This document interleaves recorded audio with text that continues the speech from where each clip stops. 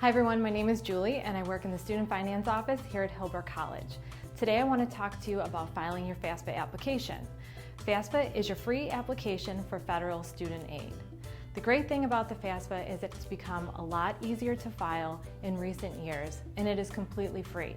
So beware of companies that are out there that will charge you a fee to file a FAFSA on your behalf.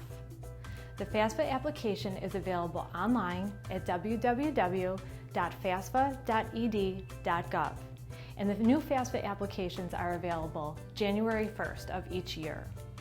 Important information that you want to have in front of you when filing your FAFSA would include your taxes from the previous year. Next, I want to share some important information to keep in mind when filing your FAFSA. You only have to file one FAFSA per academic year. You want to be sure to list all colleges that you are planning on applying to on your FAFSA. Each college has its own unique federal code. Here at Hilbert, our code to be used on the FAFSA is 002735. Once you submit your FAFSA, the Department of Education will process and determine your EFC, or your estimated family contribution. The EFC is what the federal government determines that your family should be able to contribute towards your son or daughter's or your own college education. It could be anywhere from $0 to $99,000. Next on the FAFSA, you will come to a section where you will answer a series of questions that will help determine whether you are a dependent student or an independent student. In order to be considered independent, you must meet one of the following 6 criteria. You need to be 24 years old on January 1st of the year that you are filing your FAFSA application. Or you need to have completed a bachelor degree program and are enrolling in a graduate study to be considered independent. Another example would be if you are married or separated, you would be considered independent. Or if you are a parent and have dependents who receive more than half their support from you, you are an independent student. The next one is if you are an orphan or a ward of the court, you would be considered independent. And lastly, if you are a veteran of the U.S. Armed Forces, you would be considered independent. As you near the end of your FAFSA application, if you are a New York State student, you will notice that there will be a link to complete the New York State TAP application. Hilbert school code for TAP is 2083, and the website is www.hesc.ny.gov.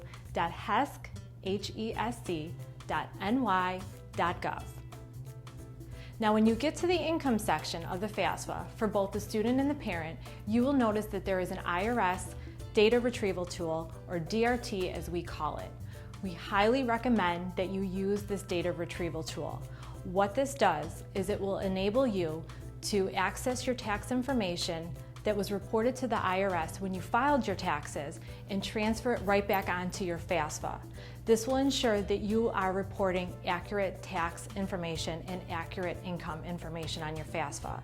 So in the year that you are filing your FAFSA, you want to be sure that you are filing your taxes as early as you can so that when you do go to use the IRS data retrieval tool, it is there and available for you to use. Because if you don't file your taxes, that IRS data retrieval tool will not work for you. So you are almost done filing your FAFSA. Once you get to the end and you've completed your FAFSA and have submitted it, you can always log back on to make corrections. You may find that this is necessary if you file your FAFSA application before you have filed income taxes and you used estimated income. You might also have to make a correction if you feel the need to add additional school codes. And remember, filing a FAFSA is completely free. And listing Hilbert school code on your FAFSA, again, that number is 002735. Financial aid is very overwhelming, and we know that. So whether you are coming from high school or transferring from another college or university, we here in Student Finance are here to help you. We have a whole team of people who work in our department who are ready and willing to answer any questions that you may have. So feel free to stop by, call, or send us an email, and somebody will get back to you right away.